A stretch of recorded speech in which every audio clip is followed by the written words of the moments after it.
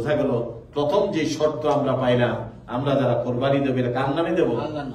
আল্লাহর নামে। আল্লাহর নামের উপর আমরা কোরবানি দেবো। এই জন্য যেখানে কোরবানি হয় সেখানে দেখতে হবে যে এই জায়গার মধ্যে আল্লাহর নামে কোরবানি হয় কিনা।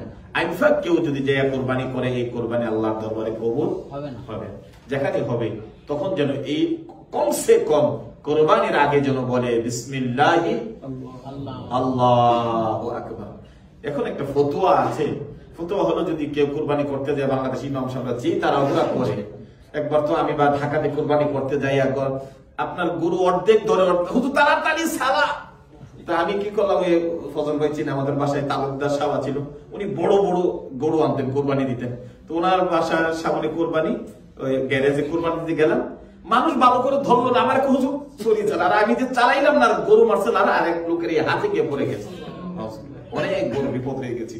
এই জন্য দোয়া ইন্নী ওয়াজ্জাহাতু ওয়াজহিয়া লিল্লাযী ফাতারাস সামাওয়াতি ওয়াল আরদা হানিফা ওয়া মা আনা মিনাল মুশরিকিন।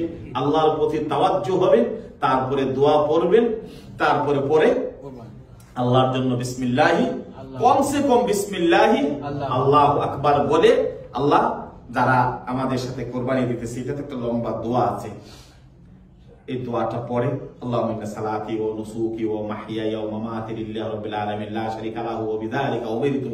আল্লাহ যারা দিয়েছে আমাদের পক্ষ থেকে, তাদের পক্ষ থেকে, সকলের পক্ষ থেকে বিসমিল্লাহ আল্লাহু আকবার বলে এটা কোরবানির দোয়া পড়তে হয়। তো যাই হোক, এই হলো অবস্থা। যখনই যেখানে দিব, অনেক ইমাম সাহেবরা আছেন যারা কোরবানি করতে যায় অনেকগুলো করতে হয়, মানুষে তাড়াতাড়ি করে, উনি কোরবানি করে ফেললেন কিন্তু বিসমিল্লাহ বললেন না, বিসমিল্লাহ আল্লাহু আকবার বললেন না।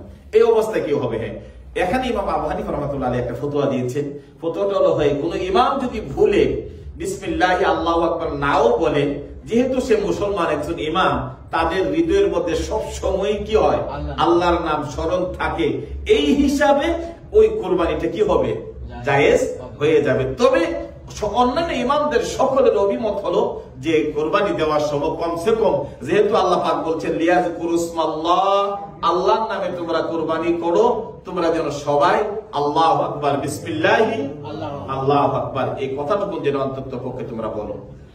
এই জন্য যখন কোরবানি হবে, কোরবানিটা হবে আল্লাহর নামের উপরে, আল্লাহর নামের উপর কোরবানি করতে হবে।